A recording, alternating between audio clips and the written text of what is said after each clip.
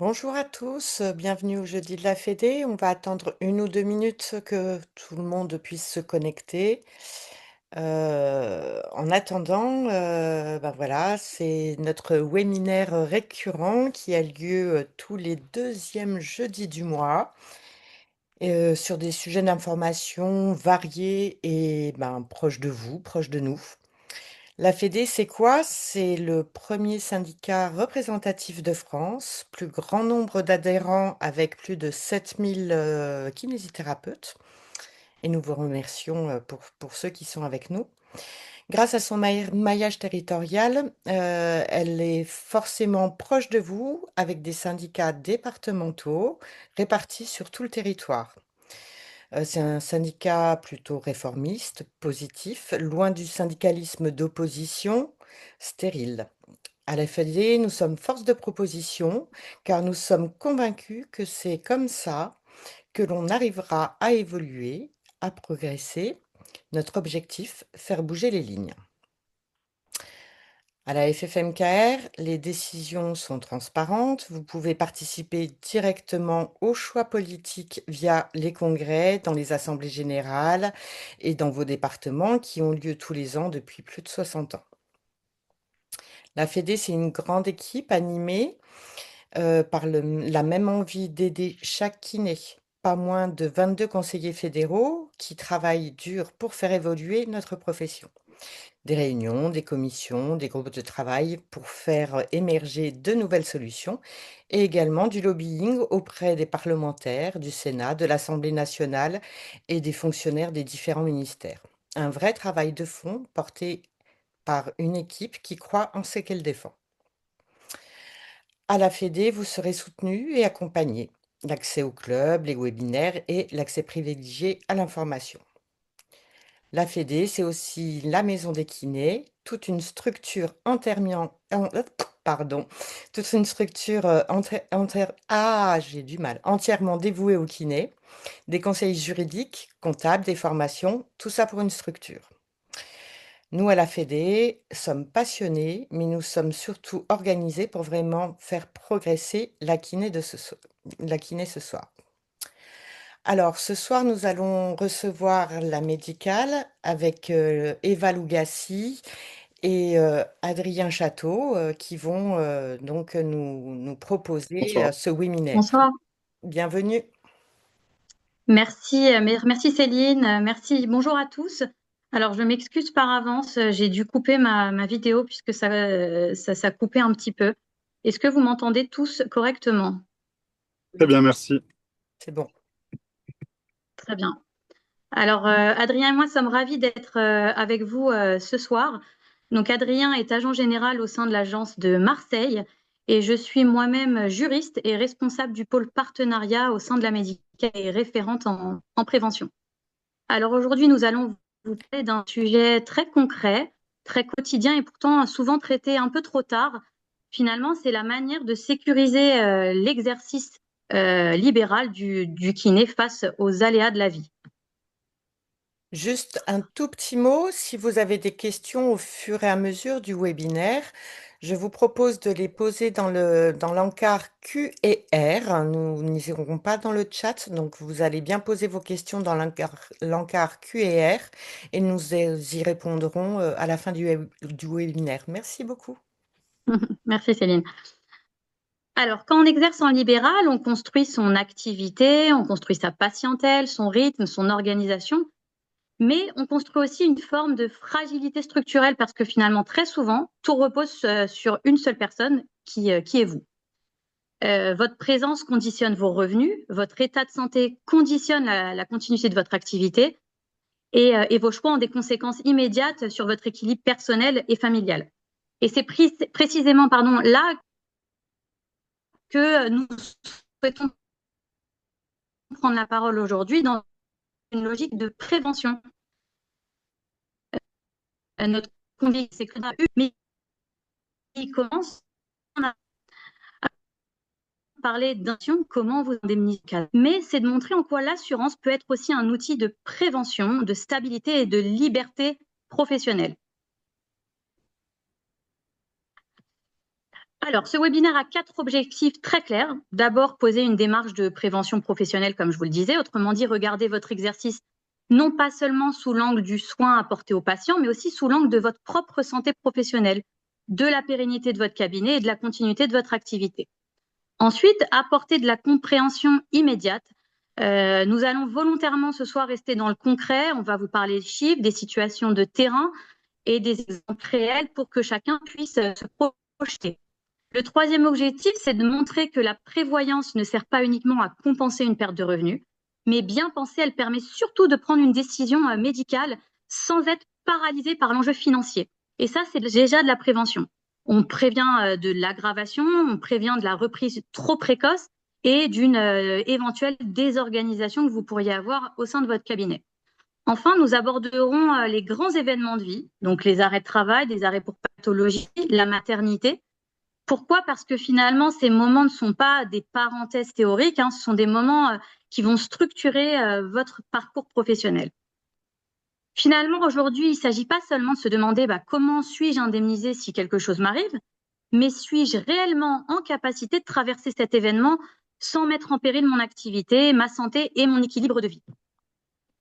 Donc le fil conducteur, il est assez simple. On va d'abord partir de la réalité de votre métier, puis regarder ce que couvre réellement le régime obligatoire avant de voir comment la prévoyance peut devenir un vrai levier de durabilité. Et on terminera par un focus maternité, qui est un sujet majeur dans l'exercice libéral, d'autant plus que la profession se féminise de plus en plus. Alors, commençons par la base, à savoir le cadre réel de l'exercice du kiné libéral. Alors, ce qui frappe quand on parle du métier de kiné, c'est qu'il y a une double dépendance. La première dépendance, elle est physique. Votre corps, c'est votre principal outil de travail. Là où d'autres professions peuvent parfois compenser une fatigue ou une fragilité par une réorganisation partielle, chez vous, Est-ce que tu peux de reprendre un l'acte tout petit professionnel. peu en En arrière vrai, les là? postures, elles sont parfois contraignantes. Oui, Oui, alors je ne sais reprendre pas au où, mais début je de vais ta reprendre, il n'y a pas de diapo. souci. Au début de ta diapo où Euh, ça a un petit peu coupé. Bien sûr. Donc la première dépendance dans votre métier, c'est qu'elle est physique. Votre corps, c'est votre principal outil de travail. Donc comme je vous le disais, il y a des professions où parfois vous pouvez compenser par votre fatigue, une fragilité par une certaine réorganisation. Or, chez vous, l'engagement corporel, et je pense que ça a coupé là, c'est que c'est au cœur même de l'acte professionnel.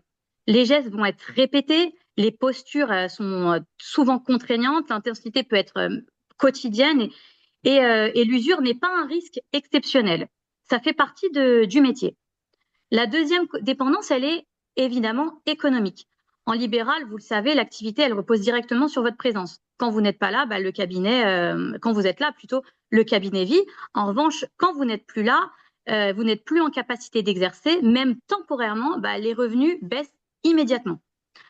Or, les charges, elles ne s'arrêtent pas au même rythme. Vous, en cas d'arrêt, vous continuez de payer votre loyer, le matériel, l'organisation du cabinet, parfois le secrétariat, parfois les remplacements. Et c'est pour cela qu'il faut vraiment changer de regard sur le risque. Le vrai sujet n'est pas seulement finalement l'accident spectaculaire ou l'événement grave. Le vrai sujet, c'est l'usure qui peut être progressive, la fragilisation, les petits signaux parfois qu'on repousse et les douleurs qu'on banalise, les périodes de fragilité. euh, et c'est ça qu'il faut éviter. Alors, excusez-moi. Alors, les risques professionnels, vous les connaissez. On a les risques physiques principaux, les troubles musculo-squelettiques, comme les lombalgies, les tendinites, qui sont des causes majeures d'arrêt de travail. On comptabilise plus de 90% des kinés qui sont touchés par des TMS. Ensuite, une charge mentale qui peut être parfois importante, puisque vous pouvez avoir une gestion administrative qui est lourde et la relation important qui peut causer tout ça, Eva, est-ce que tu peux reprendre la charge mentale? c'est donc les risques qui sont non anticipés, les organismes, Eva, excuse-moi Ouais, de te désolé. couper. Il va falloir reprendre on va vers la reprendre la charge charge mentale. mentale. C'est important en plus. Ouais, ouais, bien sûr. Je vous disais que il n'y a pas que les troubles physiques qui peuvent arriver. Euh, on sait que dans vos professions, la charge mentale des professionnels de santé, elle peut être très très lourde, liée notamment à la charge administrative, avec les relations avec les patients aussi, qui peuvent générer un stress qui est parfois très lourd, très important, et qui peuvent causer un épuisement professionnel. Il faut le savoir, mais on a plus de 1 soignant sur 5 qui connaît une fatigue mentale importante et 1 soignant sur 10 qui arrive même en burn-out. Donc tout ça, ça a des conséquences sur votre activité. Les risques qui ne sont pas anticipés peuvent entraîner des arrêts subis, une désorganisation, voire une perte de patientèle, et pour vous-même une remise en question professionnelle. Et c'est là où la prévention est importante puisqu'elle va vous aider à sécuriser votre pratique professionnelle. Alors, voyons maintenant comment, en cas d'arrêt, finalement, le régime obligatoire va vous aider. Alors, il faut savoir que le régime obligatoire, donc les indemnités journalières, elles sont plafonnées. Donc, il y a un minima et un maximum. Le versement, le versement des indemnités commence au 4e jour d'arrêt et est limité dans le temps selon les règles du régime, évidemment. Donc, ça va avoir un impact financier puisque déjà, vous avez un délai de carence où vous n'aurez pas d'indemnité journalière. Et c'est pour ça que finalement, il y a des limites à ce régime obligatoire. Alors ici, je vais laisser la main à Adrien qui va vous exposer un cas concret. Ouais, l'objectif, merci Eva. L'objectif, en fait, c'est que chacun puisse comprendre. Et puis, un exemple, un schéma vaut mieux qu'un long discours. Donc, on va essayer de schématiser ça pour que ça soit clair pour tout le monde. L'objectif étant que on ait des cas pratiques. Et d'ailleurs, ça sera mon rôle lors du webinaire de ce soir. C'est que du pratico-pratique. Et d'ailleurs, ça sera que des choses qui ne sont pas ultra positives, mais justement pousser pour que tout le monde puisse comprendre. Donc là, dans le cas qu'on a voulu vous exposer ce soir, on a un homme qui est masseur kiné en libéral, qui a 41 ans, qui a un arrêt de travail de 12 mois, donc d'un an, des suites d'une lombalgie. Dans le cas qu'on a voulu exposer, pour qu'on puisse un petit peu se projeter, on a donné du coup un ordre d'idée de la rémunération du masseur kiné de 41 ans. Sa rémunération, elle représente 55 000 euros par an, soit 4 500 euros par mois, avec des charges de fonctionnement du cabinet. Donc on entend les charges de fonctionnement, tout ce qui est URSAF, caisse de retraite et toutes les autres charges que vous pouvez avoir dans votre cabinet. Euh, Ça, c'est vraiment pour donner le cas. Aujourd'hui, et qu'on soit conscient, il y a différentes indemnités qui sont prévues par les régimes obligatoires, et d'ailleurs, heureusement qu'ils sont là. On a des indemnités qui sont scindées sur 2 phases. La première phase, c'est une indemnité, comme Eva l'a dit tout à l'heure, qui commence à compter du 4e jour d'arrêt de travail. Donc ça, c'est une indemnité qui est mise en place par la CPM, par la Sécurité sociale. Et cette indemnité, elle a un minimum et un maximum. C'est des calculs qui sont un petit peu complexes, mais on va les prendre ensemble. L'indemnité, elle a un minimum de 27 euros, comme l'a dit Eva, de 193 euros, comme l'a rappelé en introduction tout à l'heure Eva. Dans le cas concret, le calcul il est simple. On a le revenu du masseur kiné de 41 ans qui représente 55 000 euros. Ça fait, pour avoir l'indemnité des 90 premiers jours, on fait 55 000 divisé par 730. Ça représente une indemnité qui sera de 75 euros par jour, versée avec une carence de 3 jours. Donc en fait, et ça c'est important de le rappeler parce que les différents organismes syndicaux se sont battus pour ça après le Covid. Euh, Avant 2021, il n'existait aucune indemnité pour les 90 premiers jours d'arrêt de travail de par les différents organismes. Donc aujourd'hui, grâce à beaucoup de professions libérales qui sont descendues dans la rue pour exprimer leur mécontentement, on a une indemnisation qui représente 50% du revenu pendant les 90 premiers jours avec une carence de 3 jours. Donc dans le cas concret, pour revenir, notre praticien masseur kiné percevra 2 260 euros même si on est conscient que ça ne représente pas son besoin global qui est de 7 500 euros, il perçoit déjà ces indemnités. Mais on va le voir, il y a des solutions qui existent pour pouvoir gérer cette carence, mais on se rend compte que les 7 000 versus les 2 260 euros, il va falloir qu'on trouve des solutions. Ensuite, ça c'est sur la seconde phase, vous avez des indemnités qui seront versées par la Carpinco, votre caisse de retraite, qui interviennent à compter du 90e jour d'arrêt de travail. Là, ils nous ont facilité un petit peu, on les remercie. Sur le mode de calcul, il est forfaitaire, il représente 55,44 euros par jour et vous sera versé à compter du 90e jour d'arrêt de travail, donc au-delà du troisième mois, et ce pendant 3 ans. Euh, cette indemnité, euros. Encore une fois, on est conscient que ça représente un montant qui est trop peu important par rapport aux réels besoins, encore une fois, dans notre cas de ce soir. Mais encore une fois, heureusement qu'ils sont là parce que certains praticiens qui n'ont pas de couverture prévoyance n'auraient rien du tout si ces organismes n'existaient pas. Donc maintenant, on va ensuite, avec Eva, évoquer différents cas pour que vous puissiez maintenant comprendre quelles solutions existent et qu'est-ce qu'un contrat prévoyance, parce que c'est quand même l'idée du webinaire, entre autres, de ce soir. Ouais. Merci Adrien. Donc effectivement, c'est à partir de ce constat qu'on peut comprendre autrement la prévoyance. Donc non comme un produit accessoire, hein, mais comme un levier de durabilité professionnelle. Donc un contrat de prévoyance, il va servir d'abord à maintenir votre niveau de revenu en cas d'aléa, à permettre un arrêt médical justifié sans pression excessive et à protéger votre parcours et enfin à sécuriser finalement la sphère personnelle et familiale. Alors, il faut aussi être très transparent sur ce qu'est et sur ce que n'est pas la prévoyance. Donc, il s'agit d'une garantie qui s'enclenche à partir du moment où il existe un réel diagnostic médical établi qui va entraîner une incapacité temporaire de travail et que finalement, un simple ressenti ou une surcharge ou un surmenage n'ouvre pas automatiquement la garantie s'il n'y a pas de pathologie médicalement caractérisée. Donc ça, c'est important quand même de le rappeler. Donc, une fois ce cadre posé, on peut revenir au message principal. La prévoyance permet de protéger l'exercice dans la durée. Donc, elle vient en fait en soutien à l'arrêt de travail. Enfin, elle va soutenir l'arrêt de travail, l'invalidité, le décès et donc la continuité du parcours professionnel. Alors ici, vous avez constaté que nous allons passer d'une logique subie à gauche à une logique maîtrisée. Donc, sans protection, sans prévoyance adaptée, l'arrêt de travail signifie une chute de revenus, le maintien des charges, comme on l'a dit tout à l'heure, une pression parfois psychologique et souvent une reprise de votre activité qui va être trop rapide. Donc, avec notre contrat, bon, en l'occurrence, il s'appelle Mediprat, il y a un maintien de revenus qui est plus lisible, avec des indemnités journalières forfaitaires, la possibilité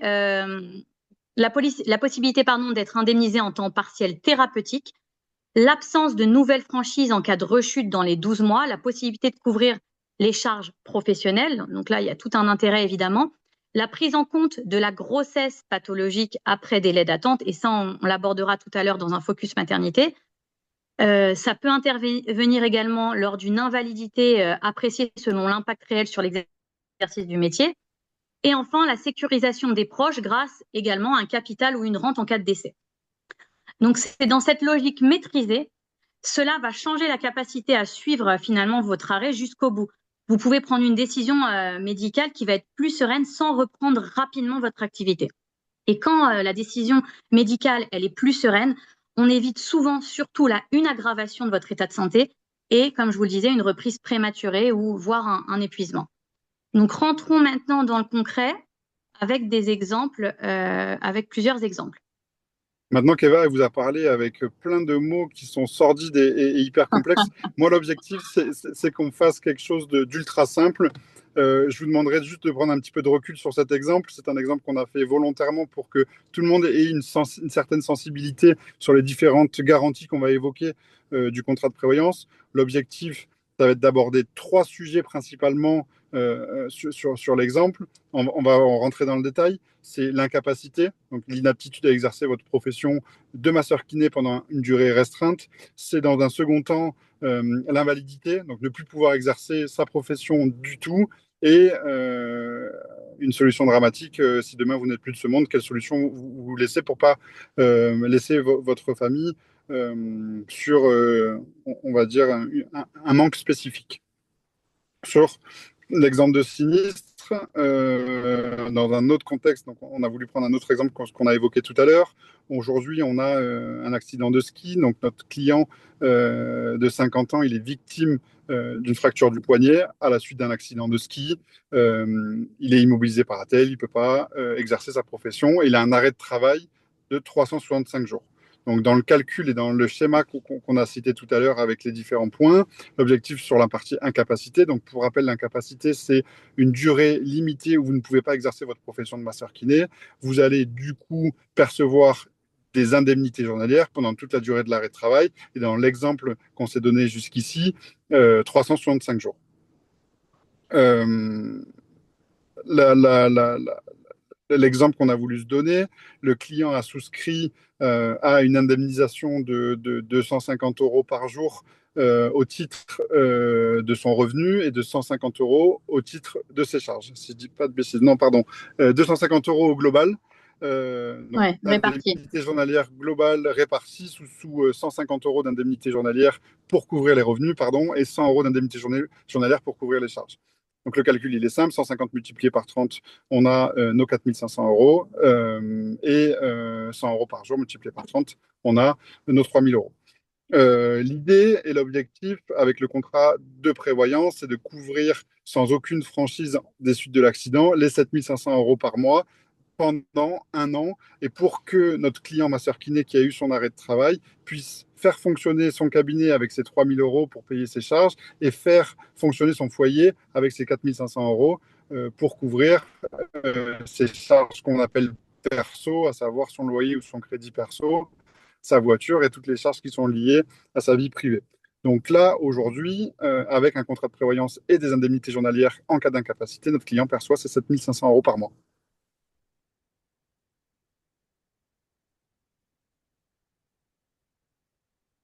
Donc, encore une fois, on garde le même contexte, on garde le même exemple, on garde le même schéma de base qu'on va justement amplifier en fonction de la garantie. Donc, à la suite de son arrêt de travail d'1 an, donc il a perçu toutes ses indemnités, son état de santé est consolidé. On se rend compte que notre client ne peut plus exercer sa profession de masseur kiné parce qu'il n'a plus la même mobilité, il n'a plus la même dextérité qu'il avait avec son poignet. Son état de santé est consolidé et le médecin conseil qui va déterminer la pathologie va stipuler que le taux d'invalidité est trop important et que notre client ne pourra plus reprendre son activité. Il y a des liquidités qui vont lui permettre de percevoir le revenu qu'on avait calculé et prédéterminé ensemble sur sa prévoyance, à savoir les 4 500 euros, et ce, versé jusqu'à 67 ans. Donc on reprend l'exemple de base, on fera le schéma jusqu'au bout. Notre client a son arrêt de travail, il perçoit du coup ses indemnités journalières pendant toute la durée de son arrêt de travail, soit pendant un an. On estime que par consolidation, l'état de santé n'est plus en adéquation avec la profession, et grâce à son contrat de prévoyance, il va pouvoir percevoir son revenu jusqu'à l'âge susceptible de départ à la retraite. On espère le plus tôt possible, mais nos syndicats se battent pour, et aujourd'hui 67 ans.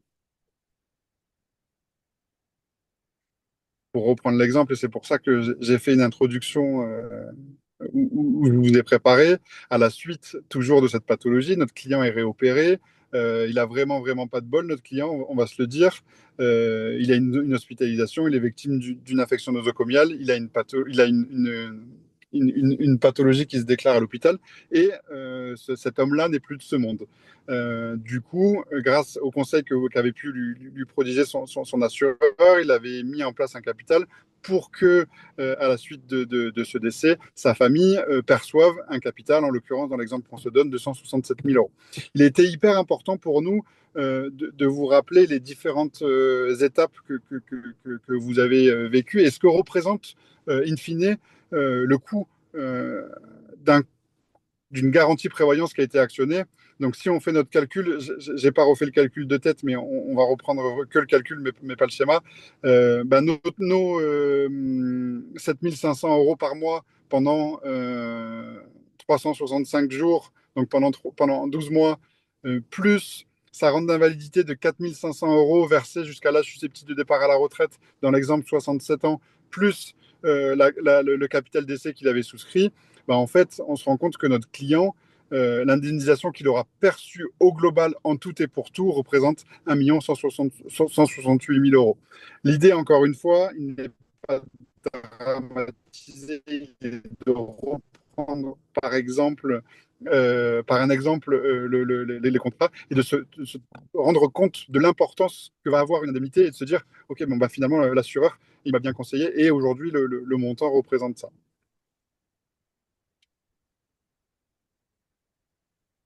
Merci Adrien. Alors, dernier focus Donc, de j'espère que ce vous avez été webinaire, clair. ça va être oh, très clair. Dernier focus, donc je disais, du webinaire, c'est la maternité, qui est un moment essentiel du parcours professionnel des kinésithérapeutes libérales. Et comme je vous le disais, la profession se féminise de plus en plus. Donc, on souhaite poser un message simple, mais qui est essentiel, c'est que la maternité, ce n'est pas un incident dans une carrière, hein. C'est un événement de vie majeur qui a des conséquences organisationnelles dans votre profession libérale, financière et parfois personnelle. Donc, cette slide rappelle que pendant le congé maternité, l'activité est souvent réduite alors même que les charges fixes toujours persistent. Et qu'anticiper un congé maternité, anticiper une telle période, bah, va vous aider à mieux gérer votre santé et la pression financière. Alors, il ne s'agit pas de réduire évidemment la maternité à un coût financier, hein, mais il s'agit de reconnaître qu'en libéral, elle nécessite une préparation parce qu'elle se traduit concrètement par une baisse ou un arrêt d'activité dans un modèle où les revenus dépendent directement de votre exercice. Alors ici, la slide insiste sur l'apport du contrat en cas de grossesse pathologique et sur la stabilité financière que peuvent apporter les dispositifs de prévoyance lors de cette période. Elle rappelle que des indemnités journalières peuvent être versées en cas de grossesse pathologique après la franchise maladie, y compris en cas d'hospitalisation, jusqu'à la veille du congé légal, puis éventuellement en cas de suite pathologique, si c'est le cas, après le congé légal. Donc, il faut quand même le préciser, la prévoyance, elle n'a pas vocation à remplacer le congé maternité réglementaire, mais à sécuriser les périodes où un aléa médical va se superposer à cet événement de vie et fragiliser encore davantage votre équilibre professionnel. Et là, toujours, on repart sur un cas pédagogique. Donc, en l'occurrence, c'est un arrêt pour grossesse pathologique à 6 mois de grossesse. Et c'est moi qui reprends la main, encore une fois. J'ai le mauvais rôle parce que j'ai que des exemples qui sont pas fous, mais au moins ça vous permettra de vous projeter. En gros, dans l'idée, on a une femme de 30 ans qui est arrêtée pour grossesse pathologique. Mon objectif, ça va être encore une fois de réaborder le sujet sur deux phases. À mon sens, il est hyper important de schématiser la grossesse pathologique par deux phases de temps. Il y a la phase de la grossesse pathologique. Donc, la grossesse pathologique, on va l'aborder ensemble, et le congé maternité. Aujourd'hui, l'assureur a une vision un petit peu différente du régime obligatoire là-dessus. C'est pour ça qu'on va vous l'expliquer. Donc la grossesse pathologique, je ne vais pas vous l'apprendre. C'est à partir du moment où l'état de la mère ou de l'enfant nécessite un arrêt de travail, il peut intervenir dès le premier mois de grossesse jusqu'à 6 semaines avant le terme.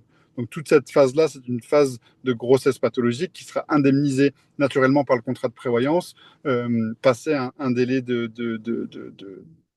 15 jours souvent sur une maladie, sur lequel, pendant toute la durée de l'arrêt de travail des suites de la grossesse, notre cliente, en l'occurrence, percevra des indemnités journalières au titre de son contrat. Donc, si on se rappelle les cas, en l'occurrence, les 7 500 euros par mois, pendant toute la durée de la phase de grossesse pathologique, jusqu'à 6 semaines avant le terme. 6 semaines avant le terme et 10 semaines après le terme, c'est ce qu'on appelle le congé maternité. Le congé maternité qui est une bulle qui n'est pas actuellement indemnisée par les assureurs parce que, et pour rappel, j'essaie de prendre un petit peu de recul dans l'explication et le fonctionnement de ça. La grossesse pathologique, c'est un sujet médical. Donc, comme je vous l'ai expliqué tout à l'heure et avec les exemples que je vous ai donnés, on parle d'une pathologie, d'une maladie, d'un accident. Donc, c'est quelque chose, un sujet médical. Et aujourd'hui, euh, le, le, le, comment on appelle ça,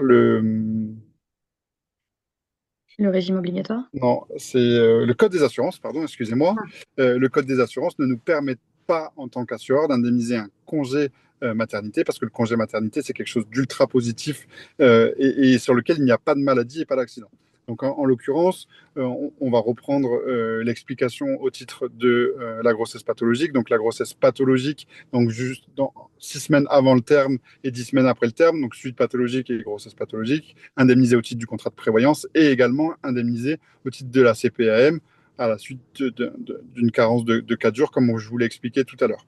Ensuite, sur le congé maternité, donc comme je vous l'ai expliqué, l'assureur n'a pas pour vocation d'indemniser le congé maternité en soi, mais vous avez beaucoup de chance parce que le régime obligatoire l'indemnise et il indemnise finalement très bien avec plusieurs sortes d'indemnités qui fluctuent sur ces 16 semaines d'arrêt de travail. Donc cette bulle dont je vous ai parlé tout à l'heure, 16 semaines, ça fait 4 mois où vous allez percevoir des indemnités journalières, donc 65,84 euros par jour à compter du congé mat, jusqu'à 10 semaines après le terme de l'accouchement, et avec également une allocation qui sera versée sur,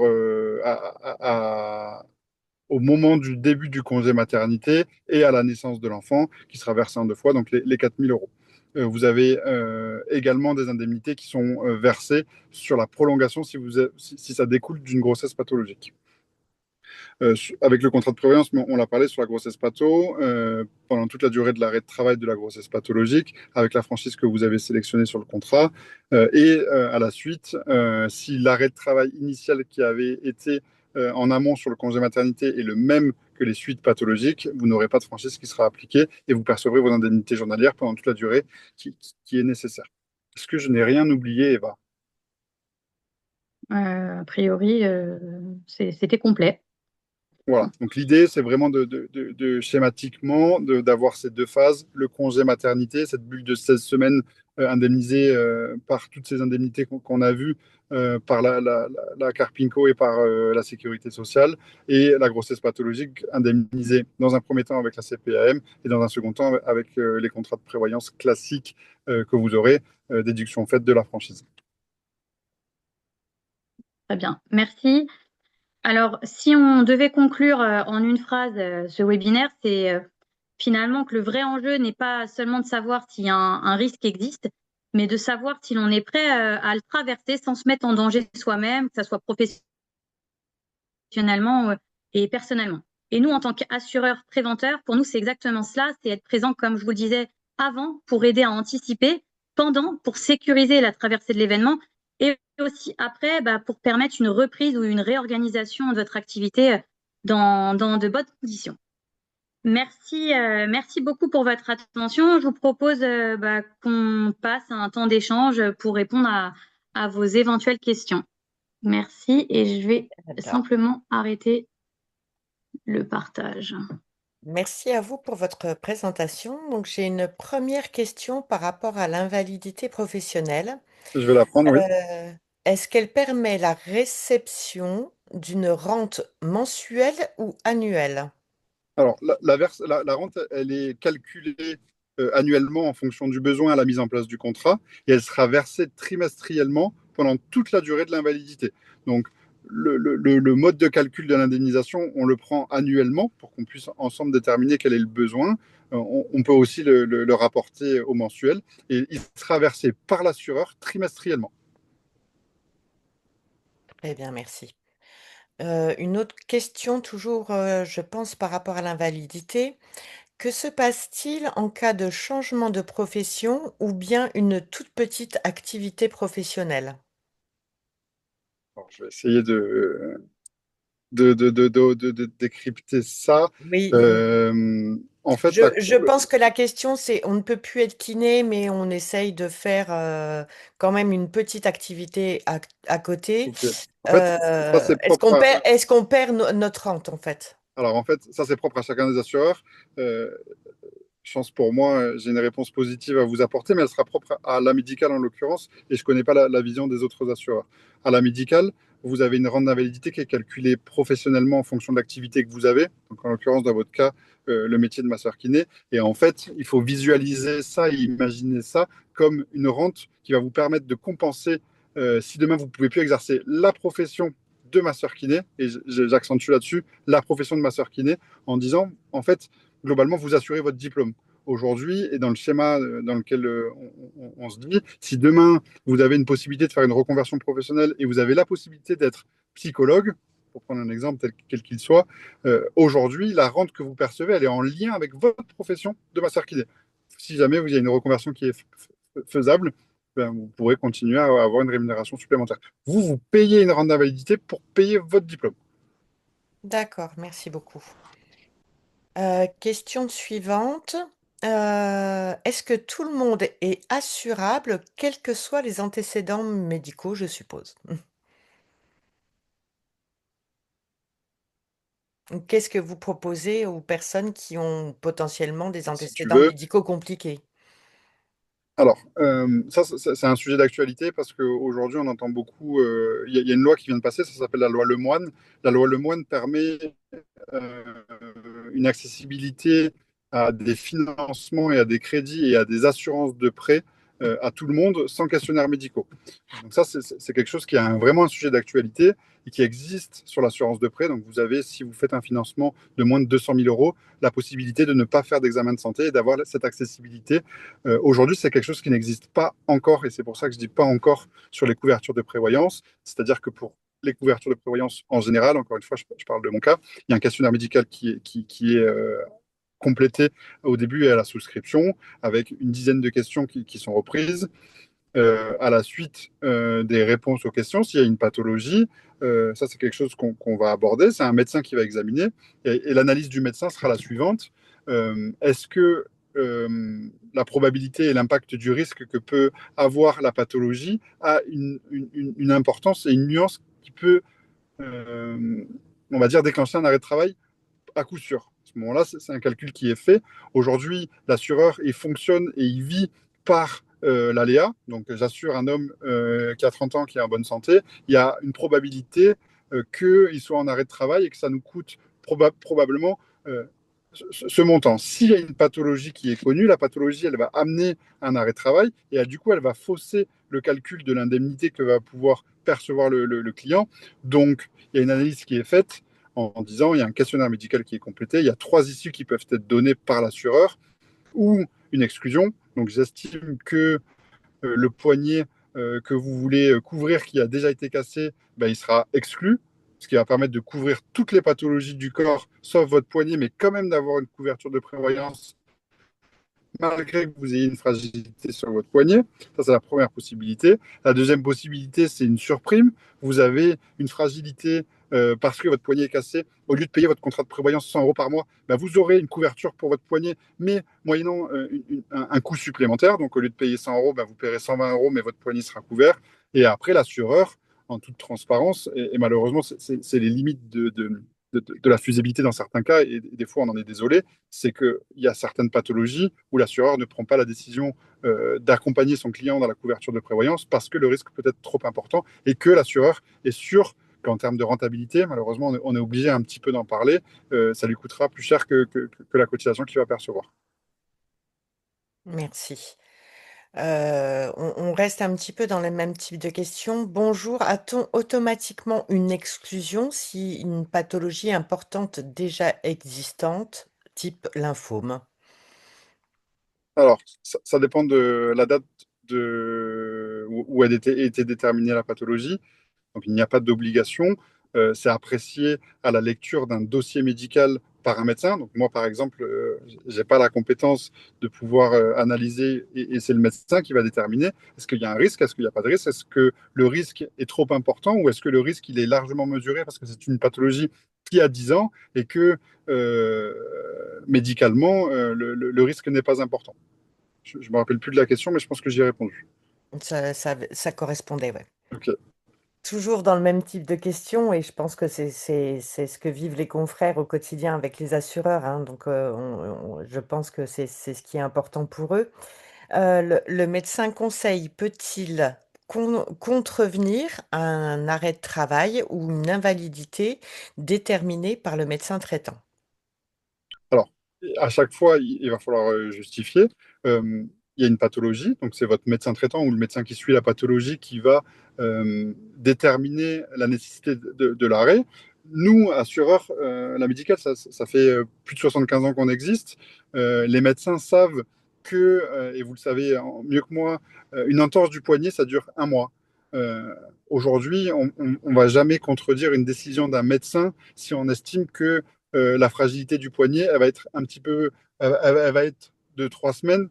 Il n'y aura aucune décision qui sera reprise. À l'inverse, si on a une fracture si on a une entorse du poignet, et qu'on a un arrêt de travail qui dure pendant 3 mois, bah là, le médecin de la médicale, il va essayer d'aller comprendre et d'aller savoir pourquoi l'arrêt de travail de base, pour une fragilité du poignet qui est une entorse, on a un arrêt de travail supplémentaire de 3 mois. Euh, le dossier sera examiné. Un gestionnaire de dossier de sinistre, quand il voit son dossier, euh, quand on a une pathologie qui est lourde et qui a un arrêt de travail d'un an, globalement, il n'y a pas de sujet. À l'inverse, quand on va se poser vraiment des questions, quand on a une pathologie qui est, on va dire, plus light et qui a un arrêt de travail qui est de 2 mois, on va se poser la question et à ce moment-là, là, on peut dire. Dans tous les cas, que ce soit une incapacité, que ce soit une invalidité, c'est un médecin qui détermine. Le médecin de l'assurance, il va essayer d'aller justifier le pourquoi du comment et d'aller demander des examens complémentaires pour aller justifier. En tout état de cause, il y a des médecins experts qui vont déterminer l'invalidité in fine, et cette expertise peut être faite par un médecin qui est représenté par le client. Et ensuite, il y a des décisions qui sont prises entre médecins en disant, bah, toi, tu détermines que mon invalidité, elle est de 70% parce que je ne peux pas du tout travailler. Toi, à l'inverse, tu estimes qu'avec mon poignet, je peux travailler quand même. Il y a des échanges qui sont faits entre les différents experts pour aller challenger les idées et pour que, in fine, bah, notre client qui détermine une invalidité à 70% et le médecin expert qui détermine 30%, il y a des discussions, il y a des échanges et qu'il y a des solutions qui soient trouvées, on va dire, à l'amiable ensemble dans l'intérêt du client. Merci beaucoup. Je n'ai pas pour le moment d'autres questions. Est-ce qu'il y a d'autres personnes qui veulent poser des questions? C'est dans le l'encart Q&R. N'hésitez pas, on peut encore essayer de vous aider.